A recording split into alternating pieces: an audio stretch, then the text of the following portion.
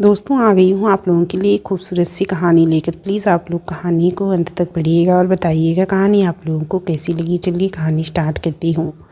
Banaras Hindi university. या अल्लाह, ये हमारी ज़िंदगी की नई शुरुआत है। अपनी रहमत हम पर बनाए रखना। एक लड़की ने आंखें बंद की, अपने खुदा को याद करते हुए कहा और फिर सामने देखा, जहाँ सामने लगे बोर्ड्स पर सुनहरे अक्षरों में लिखा हुआ था, बनारस हिंदू यूनिवर्सिटी। हरे रंग का सूट, माथे से होते हुए कंधे पर हिजाब की तरह ओढ़ा हुआ दुपट्टा, एक हाथ में ब्रेसलेट, दूसरे हाथ में चूड़ियाँ, हाथों में बुक्स और कंधे पे छोटा सा पिट्ठू बैग लिए उसने कुछ पल यूनिवर्सिटी के गेट को देखा और फिर अपने कदम बढ़ा दिए। भोले से चेहरे पे गजब का नूर, साथ ही बड़ी बड़ी कजरारी आँखों में नई जगह होने के डर के साथ साथ वहाँ की खूबसूरती देखकर खुशी की चमक। वो इधर उधर सब कुछ देखते हुए अंदर की तरफ बढ़ रही थी। तभी किसी ने उसे पीछे से रुका। हेलो मिस फ्रेशर, किधर चली? उधर फर्स्ट ईयर की लाइन नहीं दिख रही थी। आवाज़ सुनकर उसने मुड़कर देखा तो उसके पीछे 5-7 सीनियर्स खड़े थे। उन्हीं में से एक सीनियर ने उसे आवाज़ दी थी। वो बिना कुछ बोले सिर झुकाए जाकर बाकी के फर्स्ट ईयर के स्टूडेंट के साथ जाकर खड़ी हो गई। उसे यूँ जाता देख उन सभी सीनियर्स के चेहरे पे मुस्कुराहट आ गई। तो तुम सब हो हमारे कॉलेज का न्यू बैच, उनमें से एक ने कहा तो सारे जूनियर्स ने हाँ में सिर हिला दिया। तो रूल्स तो तुम सब जानते ही होगे। हम तुम्हें कोई ना कोई टास्क देंगे जो तुम्हें करना होगा, और अगर नहीं किया तो तुम्हें मिलेगी पनिशमेंट, जो कुछ भी हो सकती है। उनमें से एक ने कहा तो सभी ने रहते हुए हाँ में सिर हिला दिया। समायरा उन्हीं में से एक, सबकी लाइन बनवा जरा। हाँ सैफ, अभी बनवाती हूँ, उसने कहा और सभी जूनियर्स को एक लाइन में खड़ा कर दिया। सैफ, जो उन सभी का लीडर था, उसकी नज़र उस लड़की पर ही टिकी हुई थी। वो अपनी बाइक पे बैठा लगातार उसे ही देखे जा रहा था। समायरा और बाकी सब ने एक एक करके सबको टास्क देना आसान शब्दों में कहे तो रैंकिंग करना शुरू की। किसी ने डांस करवाया, किसी को मुर्गा बनाया, किसी को उल्टा खड़ा होने को कहा। कुछ अतरंगी से ही टास्क सबको दिए। अब उस लड़की की बारी आई जो चुपचाप सिर झुकाए उनके सामने खड़ी थी। समायरा कुछ कहने ही जा रही थी कि सैफ उसे रोकते हुए बोला, नहीं समायरा, इसकी रैगिंग तो हम ही करेंगे। बाकियों ने हाँ में सिर हिला दिया। सैफ, लड़की से, नाम क्या है तुम्हारा? जी वो हकलाने लगी तो रजत उन्हीं में से एक बोला, जी क्या लगा रखा है, नाम बताओ अपना। जीनत शेख, लड़की ने धीरे से कहा। Zeenat Sheikh, BBA first year student, 19 साल की प्यारी सी लड़की, कोई देखे तो देखता रह जाए। गोरा दमकता हुआ रंग, बड़ी बड़ी काली आँखें, पतली सी नाक, किसी खिले हुए फूल की पंखुड़ी की तरह, हल्के गुलाबी होठों के नीचे छोटा सा तिल, माथे पे करीनी से रखा हुआ दुपट्टा। वैसे तो वो यहाँ कुछ बनने का सपना लेकर आई है, लेकिन किस्मत कब कौन सा खेल खिला दे ये कोई नहीं जानता। जीनत बहुत खूबसूरत नाम है, सैफ ने अजीब तरह से जीनत को घूरते हुए कहा तो जीनत अपना दुपट्टा ठीक करने लगी। तो जीनत, आपको एक आइटम सॉन्ग पे डांस करना होगा, सैफ ने कहा तो जीनत धीरे से अपना सिर नाम में हिलाते हुए बोली, जी नहीं, हम यूँ गैरों के सामने इस तरह से नहीं नाचती, हमें माफ़ कीजिए और हमें जाने दीजिए। अरे ऐसे कैसे, सबने कुछ न कुछ किया है, तुम्हें भी करना पड़ेगा, रजत ने कहा तो जीनत ने नाम में सिर हिला दिया। ऐसा है तो तुम्हें पनिशमेंट मिलेगी, सैफ ने अचानक उसका हाथ पकड़कर कहा तो जीनत अपना हाथ छुड़ाते हुए बोली, प्लीज़ हमारा हाथ छोड़ दीजिए, हमें जाने दीजिए। ठीक है, जाने देंगे, लेकिन तुम्हें एक काम करना होगा, सैफ ने यूनिवर्सिटी के गेट की तरफ देखकर कहा। नहीं, हम कुछ नहीं करना चाहते, जीनत लगभग गिड़गिड़ाते हुए बोली।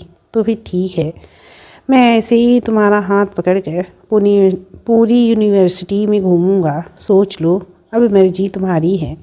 मेरी बात माननी है या नहीं? सैफ ने कहा तो जीनत ने हाँ में सिर हिला दिया। ठीक है फिर, अब गेट से जो भी पहला इंसान अंदर आएगा तुम्हें उसे थप्पड़ मारना होगा, और थप्पड़ की गूंज हम सब के कानों तक आनी चाहिए। कहते हुए सैफ ने उसका हाथ छोड़ दिया। लेकिन हम जीनत कुछ बोलने को हुई तो सैफ ने उसे आंखें दिखाई। जीनत डरते हुए जाकर यूनिवर्सिटी के गेट पे खड़ी हो गई। उसके हाथ पर सैफ की उंगलियों के निशान आ गए थे, जिन्हें देख कर उसकी आंखों में आंसू आ गए। वो लोग जीनत को ही देखे जा रहे थे। बाकी जूनियर्स भी सांसें अटकाए जीनत की तरफ ही देख रहे थे। कुछ देर बाद यूनिवर्सिटी के प्रोफेसर अंदर आए तो जीनत पीछे हट गई। उसके ये करते ही वो लोग उसे आंखें चोटी करके घूरने लगे। जीनत ने माफ़ी मांगी और दोबारा गेट के पास खड़ी हो गई। लेकिन 2-3 लोगों के आने के बाद भी जीनत ने किसी पे हाथ नहीं उठाया तो सैफ गुस्से से उठकर उसकी तरफ बढ़ा। उसे देख जीनत ने सामने देखा, जहाँ से 3 लड़के चलते हुए आ रहे थे। जीनत ने तुरंत आंखें बंद कर ली और उनके सामने पहुंचकर उनमें से एक के चेहरे पे अपनी पूरी ताकत से थप्पड़ जड़ दिया। थप्पड़ इतनी जोर का था कि जीनत के हाथ में दर्द हो गया। साथ ही आसपास की सारी चहल पहल बंद हो गई। बिल्कुल पिन ड्रॉप साइलेंस हो गया। सैफ भी अपनी जगह पर ही जम गया। रैगिंग कर रहे सभी सीनियर्स डर से कांपने लगी। इतनी शांति महसूस करके जीनत ने घबराते हुए आंखें खोली। सामने वो अपने गाल पे हाथ रखे खड़ा हुआ था। हरी आंखों में गुस्सा साफ नजर आ रहा था। उसके अगल बगल खड़ी उसके दोनों दोस्त हैरानी से कभी जीनत को तो कभी उस लड़की को देख रहे थे। ब्लैक टी शर्ट के साथ ब्लू डेनिम, एक हाथ में महादेव का त्रिशूल वाला कड़ा, दूसरे हाथ में चौड़े बेल्ट वाली घड़ी, हल्का सांवला सा चेहरा, उस पर उसके साफ फेशियल फीचर्स और सबसे खास उसकी हरी आंखें जो एक पल के लिए किसी की भी नज़रें ठहरने पे मजबूर कर दी। जीनत घबराई हुई नज़रों से उसी की तरफ देखे जा रही थी। आंखों में आंसू भरे हुए थे जो किसी भी पल गालों पे लुढ़क सकते थे।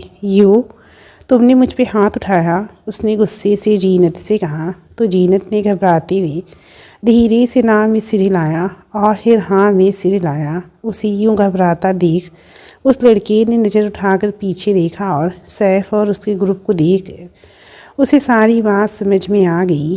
खुदा जाने ये कैसी पहली मुलाकात हुई है। बेहद अलग महबूब से थप्पड़ की सौगात मिली है। चलिए कहानी में आगे बढ़ते हैं। क्या हुआ था, सच सच बताना। उस लड़के ने सबको घूरते हुए जीनत से सवाल किया तो जीनत ने रोते हुए सारी बात बता दी। उसने अपनी कलाई आगे की तो उस पर निशान देखकर उस लड़की की नसें तन गई। जो गुस्सा उसकी आंखों में अब तक जीनत के लिए था, उसका दुगना गुस्सा अब सैफ के लिए उसकी आंखों में नज़र आ रहा था। उसने कुछ देर जीनत का चेहरा देखा और उसके सामने से होते हुए सैफ के पास आ गया। उसने सैफ की कॉलर पकड़कर खींचकर उसके गाल पर एक थप्पड़ जड़ दिया। थप्पड़ इतना जोरदार था कि सैफ के होंठों से खून आ गया। उसके बाद तो दोनों में हाथापाई शुरू हो गई। जीनत उसे रोकने के लिए आगे बढ़ी ही थी कि उन 2 लड़कों में से एक उसे रोकते हुए बोला, रुक जाओ, वहाँ मत जाओ। लेकिन वो उन्हें कुछ हो गया तो तुम चिंता मत करो, वो बस सैफ को उसकी गलती की सज़ा दे रहा है। लेकिन तुम शांत रहो और चुपचाप खड़ी रहो बस, उनमें से एक ने कहा। तो जीनत उन दोनों के साथ चुपचाप खड़ी होकर सैफ की कुटाई देखने लगी। तुझे कितनी बार समझाया कि कॉलेज का कैंपस है, तेरे बाप की कोठी नहीं। साला 4 साल से एक ही चीज़ समझा रहा हूँ, लेकिन बिना प्रसाद के तुझे समझ नहीं आता कि बिना लड़की की मर्जी के उसे हाथ नहीं लगाती। वो सैफ को मारते हुए बोला, माफ़ कर दे भाई, आगे से ऐसा नहीं होगा। सैफ उससे माफ़ी मांगते हुए बोला, माफ़ी मुझसे नहीं, उनसे मांग। उसने जीनत की तरफ इशारा करते हुए कहा। सैफ रेंगते हुए ज़मीन के पास पहुंचा और उससे माफ़ी मांगी। जीनत ने हाँ में सिर हिलाकर उसे माफ़ कर दिया। उसके बाद उन दोनों में से एक ने सबको वहाँ से जाने का इशारा किया। उसका इशारा पाते ही सब वहाँ से निकल गए। सैफ भी अपने ग्रुप के साथ उन चारों को घूरते हुए वहाँ से निकल गया। सबके जाने के बाद जीनत घबराई हुई सी वहाँ खड़ी थी। वो खुद का गुस्सा शांत करने के लिए एक तरफ सर झुकाए खड़ा था। उन दोनों ने आंखों में कुछ इशारा किया और अलग अलग तरफ बढ़ गए। उनमें से एक जीनत के पास आ गया और दूसरा उस लड़की के पास गया। हेलो, तुम्हारा नाम क्या है? उसने जीनत से पूछा। जीनत से। जीनत ने धीरे से जवाब दिया। वाह जीनत, इट्स ब्यूटीफुल नेम। वैसे मैं अनंत अनंत अवस्थी। नाम तो कभी नहीं सुना होगा। अनंत ने कहा तो जीनत के चेहरे पे मुस्कुराहट आ गई। अनंत उससे बात करने लगा ताकि उसका डर कम हो सके, लेकिन जीनत की नज़रें तो उस पर ही टिकी थी। जीनत की नज़रों का रुख देखकर अनंत मुस्कुराते हुए बोला, मेरे दोस्त को नज़र मत लगाओ, वैसे ही बहुत लोगों की नज़रें टिकी रहती है उस पर। अनंत की बात सुनकर जीनत ने झेपते हुए नजरें झुका ली। वैसे तुम चाहो तो उसे देख सकती हो। आखिर पहली बार किसी लड़की ने न आयांस अग्निहोत्री पे हाथ उठाने की हिम्मत की है, और वो भी पूरे कॉलेज के सामने। अनंत मस्करी करते हुए बोला। जीनत अभी भी चोर नज़रों से आयांस की तरफ देखी जा रही थी। उसकी नज़र आयांस के गालों पे छपी उसकी उंगलियों और हाथों से रिश्ते हल्के खून पर ही थी। उसकी नज़रों का रुख देखकर अनंत के दिमाग में खुराफात सूझी। उसने दूसरे लड़के को आवाज़ देते हुए कहा, ओमार, चलो, हमें क्लास के लिए देर हो रही है। मिसेस शेख को आयांस उनकी क्लास दिखा देगा। लेकिन अनंत, ओमार कुछ बोलने को हुआ तो अनंत उसे वहाँ से खींचते हुए निकल गया। अब वहाँ सिर्फ आयांस और जीनत थे। आयांस अभी भी वैसे ही सिर झुकाए बैठा था। जीनत ने उसकी तरफ कदम बढ़ा दिए। वो डरते हुए उसके सामने आई और धीरे से बोली, हमें माफ़ कर दीजिए सर, हमने वो, प्लीज़ हमें माफ़ कर दीजिए। उसकी आवाज़ सुनकर आयांस ने सिर उठाकर उसकी तरफ देखा। जीनत की चेहरे की मासूमियत देख कर तो आयांस पहली दफ़ा ही अपना दिल हार गया था। उसे यहाँ दोबारा देख कर उसे समझ नहीं आ रहा था कि वो आखिर क्या करे। कोई बात नहीं, आपकी गलती नहीं थी, आयांस ने अपनी भारी आवाज़ में कहा और उस पर से अपनी नजरें हटा ली। उसकी आवाज़ सुनकर जीनत ने डरते हुए आगे कहा, आपके हाथ से खून रिस रहा है। आयांस ने उसकी बात का कोई जवाब नहीं दिया। जीनत ने अपना रुमाल निकाला और आगे बढ़कर आयांस की हथेली पे बांधने लगी। आयांस एकटक उस मासूम को देखे जा रहा था जिसके चेहरे पे इस वक्त उसके लिए दुनिया जहाँ की फ़िक्र नज़र आ रही थी। आप एक बार डॉक्टर को दिखा लीजिए, जीनत ने नजरें झुकाए हुए ही कहा तो आयांस ने हाँ में अपना सिर हिला दिया। उसकी हाँ देख जीनत वहाँ से जाने लगी, लेकिन दुपट्टा बेंच के सिरे पर अटक गया। जीनत को लगा दुपट्टा आयांस ने पकड़ा है तो उसकी तो सांसें अटक गई। आयांस के गुस्से से वो इस कदर डरी हुई थी कि उसमें कुछ बोलने की हिम्मत नहीं थी। वो उसी तरह खड़ी हो गई। कुछ देर तक आयांस ने उसे यूं ही खड़ा देखा तो सोच में पड़ गया। फिर इधर उधर देखा तो जीनत के रुके हुए कदमों की वजह समझ आई। उसने जीनत को आवाज़ दी, मिस। जीनत ने मुड़कर देखा तो आयांस ने बेंच में फंसे दुपट्टे की तरफ इशारा किया और फिर उसे निकाल कर जीनत के सामने आ गया। जीनत ने उसके हाथ से दुपट्टा लिया और शुक्रिया कहते हुए जाने लगी। तभी आयांस ने उसे टोका, आपको पता है क्लासेस कहाँ हैं? जीनत ने बिना मुड़ी हाँ में सिर हिलाया और फिर ना में सिर हिला दिया। उसकी मासूम सी हरकत देख आयांस के चेहरे पे मुस्कुराहट आ गई। वो बोला, चलिए मैं दिखा देता हूँ। जी, जीनत ने धीरे से कहा और आयांस के साथ चलने लगी। ना जीनत ने कुछ कहा और ना ही आयांस ने, लेकिन आयांस की गुस्ताख नजरें बार बार जीनत के चेहरे पे ही अटक जा रही थी। जीनत को उसकी क्लास के बाहर छोड़कर आयांस कैंटीन की तरफ आ गया।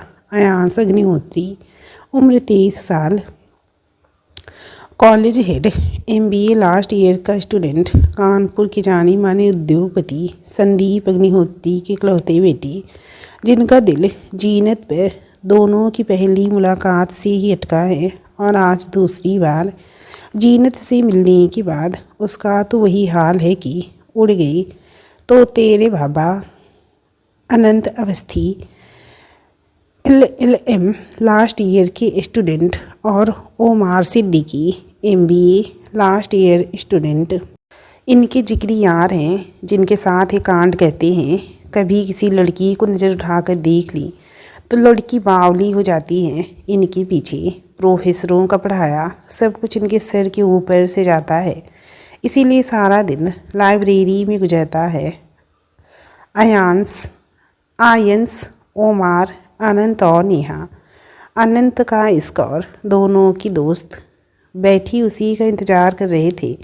अयांस आकर अपनी जगह पे बैठ गया। उसके हाथों में बंधा रुमाल देखती नेहा ने सवाल किया, आयु, ये लड़कियों का रुमाल तेरे हाथ पे क्या कर रहा है? अयांस ने जवाब नहीं दिया, बस रुमाल देखकर मुस्कुरा दिया। ओए, अब मुस्कुरा क्यों रहा है? जवाब दे। नेहा ने फिर से सवाल किया, लेकिन अयांस बाबू चुप्पी साधे अपनी महबूबा के ख्यालों में गुम थी। अनंत ने उसे यूँ देखकर नेहा को सारी बातें बता दी। सब कुछ सुनने के बाद नेहा हैरानी से अपने मुंह पे हाथ रखते हुए बोली, उस लड़की ने तुझे थप्पड़ मारा, वो भी सबके सामने, और तूने उसे कुछ नहीं कहा, यहाँ तक कि उसके चक्कर में सैफ को भी धो डाला। उनकी गलती नहीं थी नेहा, सैफ की गलती थी। फिर तुम्हें भी पता है मुझे इस तरीके की बदतमीजियाँ बर्दाश्त नहीं हैं, अयांस ने बीच में कहा तो नेहा ओहो वाला रिएक्शन देकर अयांस को देखने लगी। ओमार, वैसे ही रुमाल जीनत का है, मतलब उसने बांधा। जीनत, नाम भी सीरत की तरह ही है, बेहद खूबसूरत, अयांस ने मन ही मन कहा और फिर हाँ में सिर हिला दिया। इससे पहले तीनों में से और कोई कुछ पूछने के लिए अपना मुंह खोलता बेल बज गई। अयांस उठकर लाइब्रेरी की तरफ चल दिया और बाकी तीनों अपनी अपनी क्लासेस की तरफ। हम तो बड़े तंग दिल जनाब, बस जो देखी उनकी सूरत दिलदार बन गई। अयांस लाइब्रेरी की तरफ जा रहा था, लेकिन निगाहें कॉरिडोर की दूसरी तरफ जा रही थी। जहाँ फर्स्ट ईयर की क्लासेस थी। दिल की इल्तिजा थी उस ओर जाने की, लेकिन दिमाग बार बार उसे रोक रहा था। लेकिन कहते हैं ना कि दिल के आगे भला किसका जोर चलता है। आखिर में उसकी दिल की ही जीत हुई और कदम खुद ब खुद उस ओर बढ़ गए जहाँ उसी की दुश्मनी जान उसका दिल चुराए बैठी थी। वो कॉरिडोर से आकर रेलिंग से टीक लगाकर खड़ा हो गया। सामने खिड़की से अंदर बैठी उसकी मासूमा साफ नज़र आ रही थी। प्रोफेसर क्लास में पढ़ा रही थी और वो कुछ लिखते हुए नोट्स बना रही थी। लिखते हुए जब वो पेंसिल को अपने होठों से छूती तो अयांस उस पेंसिल से ही रस्क कर बैठता। न जाने कितनी देर तक अयांस उसे यूं ही देखता रहा। एक सुकून सा था उस लम्हे के दरमियान जब वो अपनी मासूम सी दिलरुबा को अपनी निगाहों में बसा रहा था। हुआ है आज पहली बार जो ऐसे मुस्कुराया हूँ। तुम्हें देखा तो जाना ये कि क्यों दुनिया में आया हूँ। इधर क्लास में बैठी जीनत को जब खुद पर किसी की नज़रों की तपिश महसूस हुई तो उसने इधर उधर देखना शुरू किया। उसे यूं करता देख अयांस तुरंत वहाँ से हटकर लाइब्रेरी में चला गया। शायद अपनी मौजूदगी का इल्म नहीं कराना चाहता था। तकरीबन 4 घंटे की लगातार लेक्चर्स के बाद क्लास ख़त्म हुई और सभी बच्चे धीरे धीरे क्लासरूम से बाहर जाने लगी। जीनत भी अपना सामान समेट रही थी जब एक लड़की उसके सामने आकर खड़ी हो गई। जीनत ने नज़र उठाकर उससे देखा। सांवली सी वो लड़की मुस्कुराते हुए उसके सामने खड़ी थी। हल्के गुलाबी रंग के सूट सलवार के साथ दुपट्टा कंधे पे लिए, आंखों पे चश्मा चढ़ाए उसने जीनत की तरफ हाथ बढ़ाते हुए कहा, हेलो, मैं आयशा खान, मुझसे दोस्ती करोगी? जीनत हिचकिचाते हुए, लेकिन हम दोस्ती आपसे क्यों? मैं इतनी बुरी दिखती हूँ क्या? माना कि तुम्हारी जितनी खूबसूरत नहीं हूँ, लेकिन इतनी बुरी भी नहीं कि तुम मुझसे दोस्ती ना कर सको। आयशा पप्पी फेस बनाकर बोली तो जीनत के चेहरे पे मुस्कुराहट आ गई। पूरी नौटंकी हैं आप आयशा, उसने मुस्कुरा कर कहा तो आयशा उसका हाथ पकड़ते हुए बोली, तो पक्के वाले फ्रेंड्स? बिल्कुल पक्के वाले। जीनत ने उसके हाथ पे हाथ रख कर कहा तो आयशा के चेहरे पे बड़ी वाली स्माइल आ गई। दोनों बातें कहते हुए बाहर आ गई। आयशा ने कैंटीन जाने की जिद की, लेकिन जीनत को लाइब्रेरी जाना था, इसीलिए पहले दोनों लाइब्रेरी की तरफ आ गई। इधर लाइब्रेरी में एक कोने में बैठा अयांश नोट्स बनाने की कोशिश कर रहा था, लेकिन आज आंखों के सामने बार बार जीनत का चेहरा आ रहा था। ये क्या कर रही हैं आप आयशू? देखा लग गई ना? जीनत ने आयशा को डांटते हुए कहा, जिसके सिर पर अभी अभी बुक्स गिरी थी। सॉरी ना जी, बहुत दर्द हो रहा है। कम से कम तुम डांटो तो मत। आयशा अपना माथा सहलाते हुए बोली। इधर अयांश के कानों में जब जीनत की आवाज़ पड़ी तो पहले उसे लगा उसका वहम है, लेकिन सामने देखकर पर उसका वहम दूर हो गया। सामने जीनत आयशा के साथ खड़ी थी। आयशा ने हथेली पे अपना चेहरा टिकाया और जीनत पर अपनी नज़रें जमा दी। कुछ देर बाद वो दोनों लाइब्रेरी से बाहर निकली तो अयांश भी उनके पीछे पीछे आ गया। दोनों कैंटीन में आई, जहाँ लगभग सारी टेबल्स भरी हुई थी। आयशा ने नज़रें घुमाई तो उसे एक टेबल के सामने कुछ चेयर्स खाली मिली। आयशा जीनत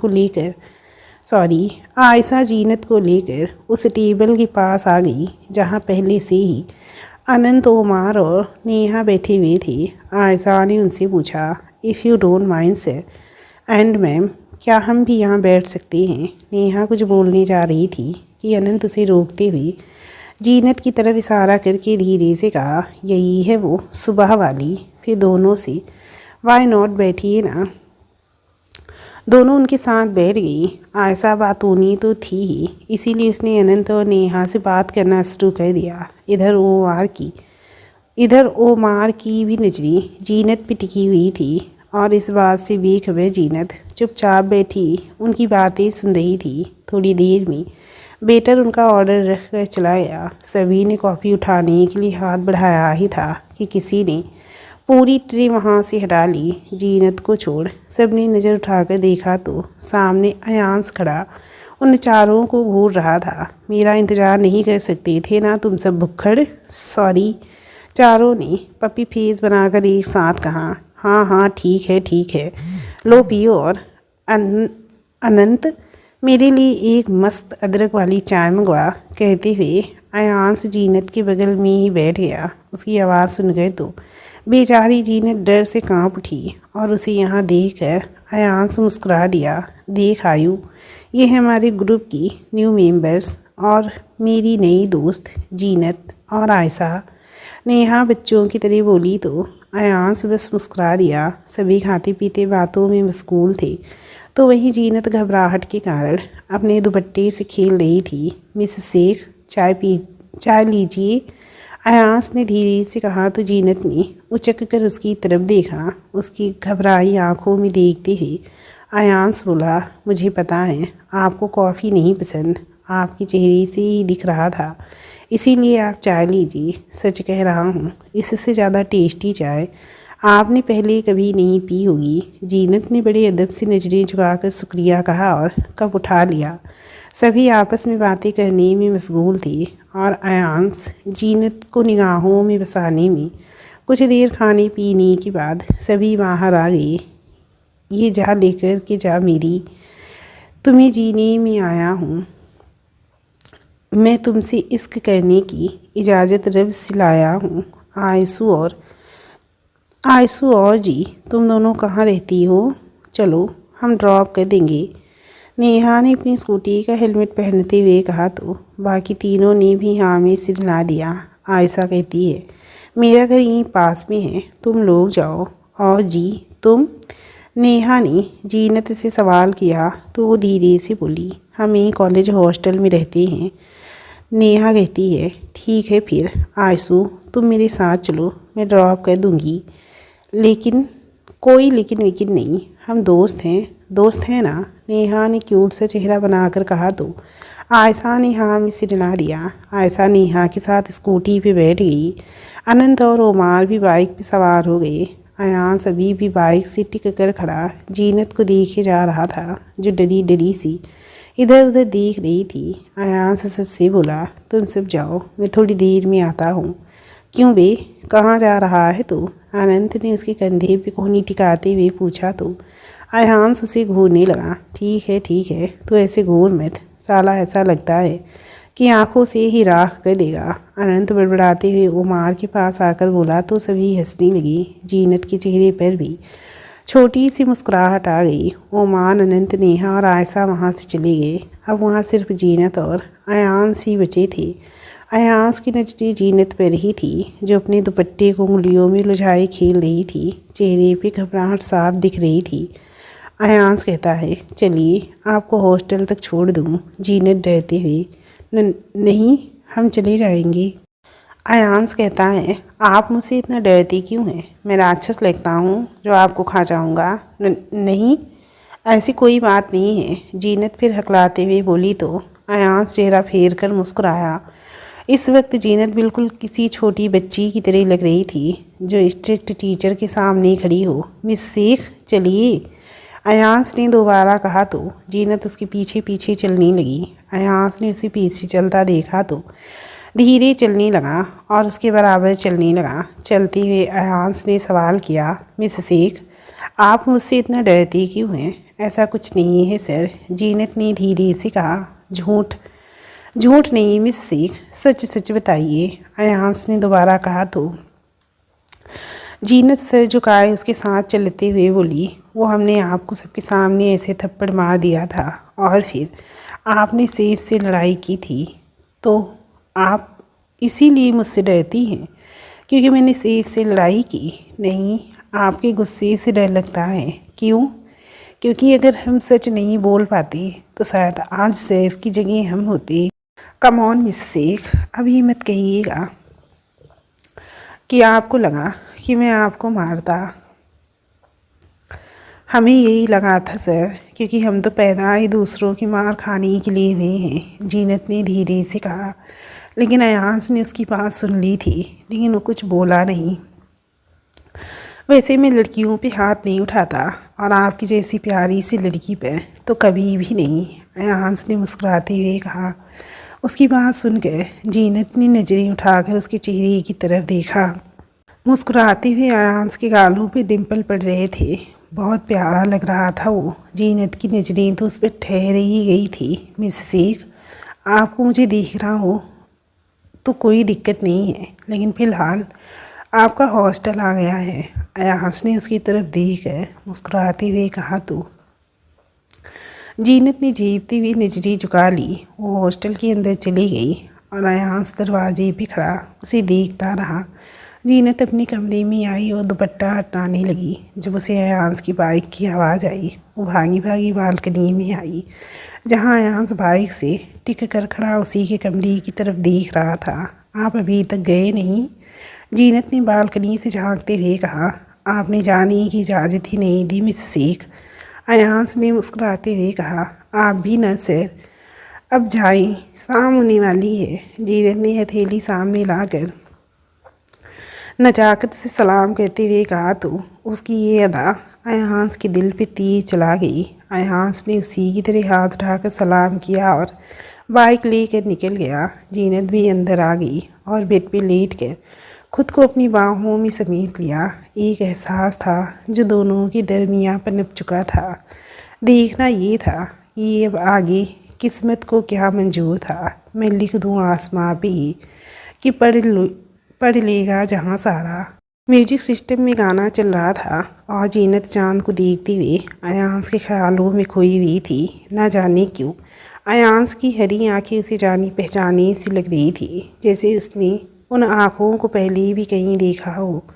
जीनत ने अपने हाथ की तरफ देखा जिससे उसने अयांश को थप्पड़ मारा था। थप्पड़ मारने के बहाने ही सही उसने उस हथेली से अयांश को छुआ था। या अल्लाह, ये क्या एहसास है जो हम समझ नहीं पा रहे हैं। हम तो आज पहली बार मिले हैं उनसे, फिर भी वो ख्यालों में इस कदर क्यों छाए हुए हैं। जीनत ख्यालों में डूबी चांद को देख रही थी। दुपट्टा माथे से कंधों पे रखा हुआ था, लेकिन हिजाब नहीं पहना था, इसीलिए उसने खुले बाल उसके गालों को छू रहे थे। कैसे कहें क्या है सितम, सोचते हैं अभी हम, कोई कैसे कहे वो है या नहीं हमारी। करते तो हैं साथ सफ़र, फासले हैं फिर भी मगर जैसे मिलते नहीं किसी दरिया के दो किनारे, पास है फिर भी पास नहीं, हमको ये गम रास नहीं, शीशे की एक दीवार है जैसे दरमियाँ, सरे सहमे नजारे हैं, सोई सोई वक्त की धारे हैं, और दिल में कोई खोई सी बातें हैं। वही गाना अयांस के ईयरफोन में भी चल रहा था। अयांस छत पर खड़ा चांद को निहार रहा था। एक ख्वाहिश थी दिल में कि आज चांद की जगह वहाँ जीनत का चेहरा नज़र आ जाए, लेकिन ये भला कहाँ मुमकिन था, क्योंकि आसमान के चांद पर दाग था, लेकिन अयांस का चांद बेदाग था। आप मिली भी तो इस तरह कि इजहार मोहब्बत भी नहीं कर पाई। हाँ, मोहब्बत कहते हैं आपसे मिस सीख, जब से आपको पहली बार देखा था, लेकिन आप तो उस दिन के बाद जाने कहाँ गायब हो गई, और आज इतने वक्त बाद मिली तो क्या तोहफ़ा दिया है आपने। कहते हुए उसने पट्टी बंधे हाथों से अपने गाल को छुआ, जिस पर जीनत की उंगलियों के निशान थे। ओए ओए फ्लॉप मूवी के घिसे पिटे रांझे, ओए रांझे, अब अपनी हीर के ख्यालों से बाहर आ और जरा इधर भी देख। अनंत के पीछे से आवाज़ दी तो अयांस ने मुड़कर देखा। ओमार, अनंत और नेहा हाथ बांधे खड़े उसे ही घूर रहे थे। क्या हुआ, तुम तीनों मुझे ऐसे ही क्यों घूर रहे हो? अयांस ने कंधे उचकाते हुए तीनों से पूछा। ओमार, अब तू सच सच बताएगा कि तूने जीनत को कुछ क्यों नहीं कहा, जबकि उसने पूरे कॉलेज के सामने तुझ पे हाथ उठाया था। अनंत कहता है, और तो और जीनत के लिए सैफ को भी धुन दिया। अयांस चिढ़ते हुए कहता है, तुम्हें पता है मैं किसी लड़की पे हाथ नहीं उठाता, और फिर सैफ ने जो किया वो गलत था, तो इसमें मिस शेख को बीच में लाने की क्या ज़रूरत है। नेहा कहती है, हम जी को बीच में नहीं ला रहे आयु, तू लाया है। आज तेरी आंखों में आज पहली बार किसी लड़की के लिए फीलिंग देखी है, और वो लड़की जीनत है। अब सच बोल आयु, बात क्या है? अनंत ने दोबारा पूछा तो अयांस चांद की तरफ देखते हुए बोला, मिस शेख वही हैं जिन्हें मैं पिछले 1 साल से ढूंढ रहा था। उसके इतना कहते ही तीनों आंखें फाड़े उसे देखने लगी। ओमार अयांस के पास आया और उसके चेहरे की तरफ देखते हुए बोला, लेकिन अयांस, जीनत और तेरा मजहब जुदा है, लेकिन खुदा तो एक ही है। अयांस ने उसी तरह चांद को देखते हुए जवाब दिया, वो मुसलमान है अयांस। अनंत ने पीछे से कहा, लेकिन इंसान तो है। तेरी फैमिली और ये सोसाइटी कभी उसे तेरे साथ एक्सेप्ट नहीं करेगी आयु। नेहा ने कहा, मुझे फ़र्क नहीं पड़ता नेहा, मुझे सिर्फ उस बात से फ़र्क पड़ता है कि वो मुझे एक्सेप्ट करती है या नहीं। तू बगावत करेगा? ओमार ने कहा। तो अयांस एक लंबी सांस छोड़ते हुए बोला, अगर उन्हें मुझसे मोहब्बत हुई तो इस अयांस अग्निहोत्री को हर बगावत मंजूर है। उसका जवाब सुनकर तीनों ने एक दूसरे के चेहरे की तरफ देखा और सिर हिला दिए। वो एक साथ बोली, हम हमेशा तेरे साथ हैं आयु, लेकिन सिर्फ तब तक जब तक तू सही है। उनका जवाब सुनकर अयांस के चेहरे पे मुस्कुराहट आ गई। वो मुड़ा तो तीनों आकर उसके गले से लग गए। अगली सुबह जीनत कॉलेज पहुंची। अभी अयांस और बाकी कोई नहीं आया था। उसने कुछ देर गेट पर रुककर इंतज़ार करना मुनासिब समझा। वो वहीं खड़ी होकर सबके आने का इंतज़ार करने लगी। जब सैफ अपने ग्रुप के साथ कॉलेज पहुंचा, हल्के गुलाबी सूट में, सर पर हिजाब पहने, कंधे पे दुपट्टा लिए, जीनत को देखकर उसकी आंखों में अजीब सी चमक आ गई। वो उसके सामने से गुजरते हुए जानबूझकर उससे टकरा गया और उसकी पीठ को अजीब तरह से छूते हुए अंदर चला गया। उसकी छुअन से जीनत कांप उठी और आंखों में आंसू आ गए। अयांस, जो अभी अभी नेहा, अनंत और ओमार के साथ कॉलेज पहुंचा था, उसने सैफ की यह हरकत देख ली थी। गुस्से में उसकी मुट्ठियां आपस में भिज गई, माथे की नसें तनने लगी थी। नेहा, जो बाकी दोनों के साथ बातों में मसरूफ़ थी, उसकी नज़र जब अयांस को इस तरह देखी तो वो कांप उठी। उसने अनंत और ओमार को अयांस को देखने का इशारा किया तो दोनों ने उसकी तरफ देखा। उसे इतने गुस्से में देख ओमार ने पूछा, क्या हुआ आयु, तो इतने गुस्से में क्यों हैं? कुछ नहीं, अयांस ने गुस्से से कहा और जीनत की तरफ बढ़ गया। अरे आयु, कहता है। अनंत कुछ बोलने वाला था कि तभी आयशा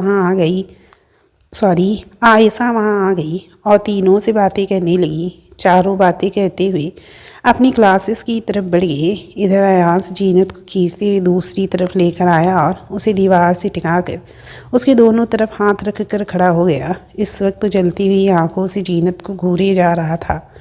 आपने उसे कुछ कहा क्यों नहीं? अयांस ने गुस्से में जीनत से पूछा। कि किसे सर?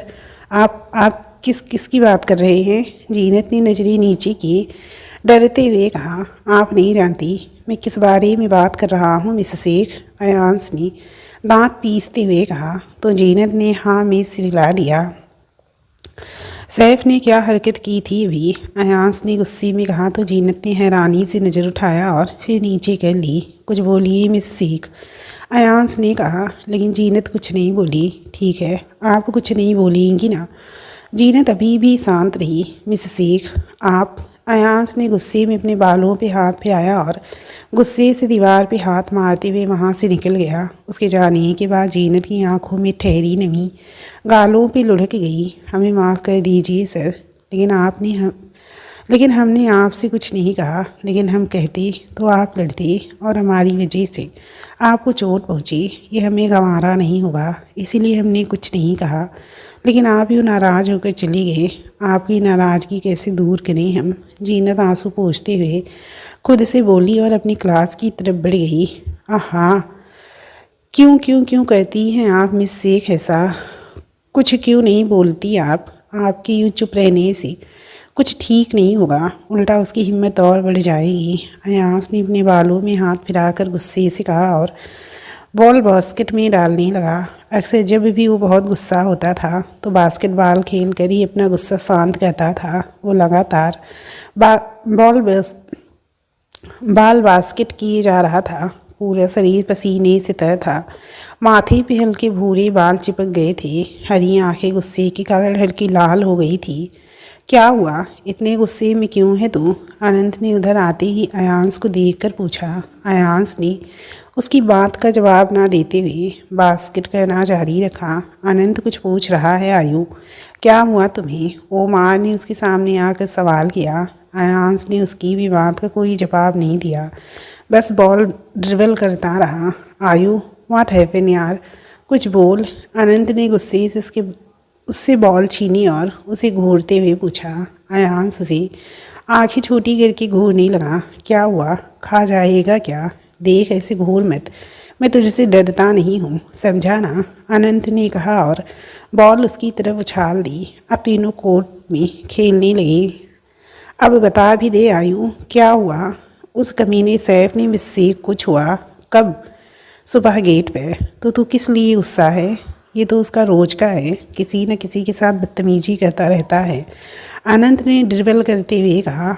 अनंत कहता है। अनंत, अयांस ने गुस्से से उसे घूरा। ठीक है, तू बस इतना बात बता, उसके साथ करना क्या है? अनंत ने बॉल उसे पास करके कहा। तो अयांस के चेहरे पे शैतानी मुस्कुराहट आ गई। आंखों में तुम्हारी मेरी ही ख्वाब नजर आते हैं। जब मैं भी कुछ कहना चाहूँ तो बस तेरे ही अल्फाज जो वहाँ पे आते हैं। जीनत क्लास में बैठी कॉपी पे पेंसिल गोल गोल घुमा रही थी। उसका ध्यान प्रोफेसर की बातों पर नहीं था, वो अपनी ही सोच में गुम बैठी थी। बगल बैठी आयशा उसकी ये हरकत नोटिस कर रही थी, लेकिन सामने प्रोफेसर को देखकर वो भी शांत बैठी थी। तकरीबन 1 घंटे के बाद बेल बजी और प्रोफेसर क्लास में चले गए। फिर आवर था तो धीरे धीरे बच्चे भी क्लास के बाहर जाने लगे। साथ ही क्लास में शोर मचने लगा, लेकिन जीनत ध्यान अभी भी उन सब पर नहीं गया था। जीनत, ओ जीनत, जीनत, आयशा ने उसे आवाज़ दी, लेकिन जीनत ने जैसे सुना ही ना हो। जीनत कहाँ गुम है? आयशा ने उसे हिलाते हुए पूछा। तो जीनत मानो होश में आई। हाँ, क्या हुआ? जीनत ने अचानक से कहा। तो आयशा ने पूछा, क्या हुआ? तू बता, कहाँ गुम है तू? कब से आवाज़ दे रही थी मैं, आयशा ने नाराज़गी से पूछा। तो जीनत ने नजरें झुका ली। अब बता भी क्या हुआ, कहाँ गुम थी? आयशा ने दोबारा सवाल किया। वो जीनत घबराते हुए अपने दुपट्टे से खेलने लगी। तो आयशा उसे घूरने लगी। ये क्या बताएगी? मैं बताती हूँ ये कहाँ गुम थी, नेहा ने अंदर आते हुए कहा। तो जीनत की नज़रें उसी की तरफ उठ गई। हाँ, तुम ही बताओ नेहू, आखिर कहाँ गुम हैं ये मैडम? आयशा ने जीनत को घूर कर नेहा से कहा। नेहा जीनत पर नजरें जमाई हुई बोली। आज उस कमीने सैफ ने इसे गलत इंटेंशन से छुआ और ये मैडम चुप रही, यहाँ तक कि आयु के पूछने पर भी कुछ नहीं बोली। इसीलिए आयु इससे नाराज़ है और सर की नाराज़गी की वजह से ये उनके ख्यालों में गुम है। आयशा ने बात पूरी करते हुए कहा तो जीनत तुरंत उसकी बात काटते हुए बोली, ऐसा कुछ नहीं है, हम बस सर को सॉरी बोलने का तरीका सोच रहे थे। हाँ तो तू आयुष सर के बारे में ही सोच रही थी, एक ही बात है, नेहा और आयशा ने एक साथ कहा तो जीनत की नजरें झुक गई। और जी, मुझे तेरे ऊपर इस वक्त बहुत गुस्सा आ रहा है। क्या ज़रूरत थी चुप रहने की? लगाना था खींचकर एक चमाट। बाकी हम सब तो थे ही, सब संभाल लेते। नेहा ने कहा तो जीनत ने नजरें उठाई और बोली, हम अपनी वजह से दोबारा कोई लड़ाई नहीं चाहते थे। और रियली, अगर ऐसा है तो चल बॉक्सिंग रिंग में देख वहाँ क्या चल रहा है। नेहा ने उसे खींचते हुए उठाया और आयशा के साथ लेकर बॉक्सिंग ग्राउंड में आ गई। वहाँ का नज़ारा देख एक पल के लिए जीनत की होश ही उड़ गई। एक तरफ स्टूडेंट की भीड़ लगी हुई थी, सभी अयांश का नाम लेकर जोर जोर से होटिंग कर रहे थे और सैफ बाकायदा इज्जत के साथ अयांश से बॉक्सिंग रिंग में पिट रहा था। एक तरफ खड़े अनंत और उमार के चेहरे पे शैतानी मुस्कुराहट तैर रही थी। वहीं सैफ को पीटता देख आयशा और नेहा को भी बहुत मज़ा आ रहा था, लेकिन जीनत की नज़रें तो सिर्फ अयांश पे थी, जिसकी हरी आंखों में बेहिसाब गुस्सा था। माथे की नसें तनी हुई थी, साथ ही माथे पे बिखरे हुए बाल आज उसे पहले से ज़्यादा डरावना बना रही थी। जीनत उसको देखकर सहम गई थी। इधर बॉक्सिंग रिंग में तुझसे पहले भी कहा था उनसे दूर रहना, फिर भी तूने उन पर बुरी नज़र डाली। भूल गया क्या पिछली बार क्या हाल किया था तेरा? सैफ पिट जरूर रहा था, लेकिन तभी भी मस्करी से बोला, अब वो इतनी कमाल की चीज़ है अयांश मियाँ कि उसे देखते ही नज़र के साथ नीयत भी फिसल जाती है। अभी भी देखो, कसम से ऐसी कच्ची गली लग रही है कि एक पल में मसल दूँ। उसने जीनत की तरफ देखकर नहायत ही घटियापन के साथ कहा तो अयांश ने उसका चेहरा अपनी तरफ करके उसके मुंह पे एक और मुक्का जड़ दिया। मुक्का इतनी जोर का था कि सैफ वहीं ढेर हो गया। उसके डाउन होते ही अयांश रिंग से निकलकर चेंजिंग रूम की तरफ बढ़ गया। सब वोटिंग करने लगे और सैफ का ग्रुप आकर उसकी मदद करने लगा। जीनत सबसे नज़र बचाते हुए वहाँ से चेंजिंग रूम की तरफ बढ़ गई। क्या ज़रूरत थी आपको सर ये सब करने की? देखिए कितनी चोट आई है। जीनत ने अयांश की चोट पे मलहम लगाते हुए कहा तो अयांश ने नाराज़गी से मुँह फेर लिया। अब बोलिए भी क्या ज़रूरत थी ये सब करने की? सर हम आपसे बात कर रहे हैं, सुन रहे हैं आप? सर कुछ तो बोलिए। अब ऐसी भी क्या नाराज़गी? जीनत लगातार उससे कुछ न कुछ बोले जा रही थी और अयांश मुँह फेरे बैठा हुआ था। अचानक ने अयांश के मुंह से निकला तो जीनत तड़प उठी। ना जाने कौन सा रिश्ता जुड़ गया था इन दो दिलों में, उसका अयांश के साथ, कि उसकी नाराज़गी उसे खलने लगी। ना जाने क्यों अयांश का दर्द उसे तड़पाने लगा था। शायद धीरे धीरे एहसास करने लगे थे जिन्हें मोहब्बत का नाम दे दे तो गलत नहीं होगा। क्या हुआ सर, हमें माफ़ कीजिएगा, ज़्यादा दर्द हो रहा है क्या? सब हमारी ही गलती है, हमें ही धीरे से लगाना चाहिए था। जीनत उसकी फिक्र में बोलती ही जा रही थी और अयांश वो तो बस मुस्कुराते हुए जीनत को देखे जा रहा था। नज़रें हटना तो चाहती थी, लेकिन कम वक्त दिल ने बाजी ही पलट कर रख दी थी।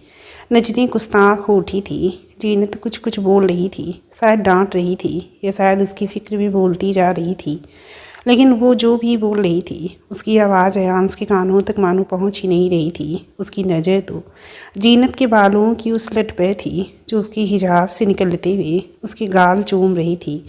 रस्क हो गया था अयांश को उस लट से। उसने दूसरा हाथ बढ़ाकर वो लट वापस उसके हिजाब में डाल दी। उसके यूं करने पे जीनत के हाथ रुक गए। वो नज़र उठाकर आंखें बड़ी करके अयांश को देखने लगी तो अयांश ने नजरें हटा ली। जैसा दिख रहा हो मैं अभी भी तुमसे नाराज़ हूँ। अब बस भी कीजिए सर, कब तक यूँ छोटे बच्चे की तरह ही रूठे रहेंगे? जीनत ने प्यार से कहा, लेकिन अयांश ने कुछ नहीं कहा। जीनत ने भी अब बोलना बंद कर दिया और चुपचाप दवाई लगाकर वहाँ से फर्स्ट एड बॉक्स लेकर उठकर जाने लगी। लेकिन कुछ कदम चलकर ही उसके कदम रुक गए क्योंकि अयांश ने उसका हाथ पकड़ लिया था।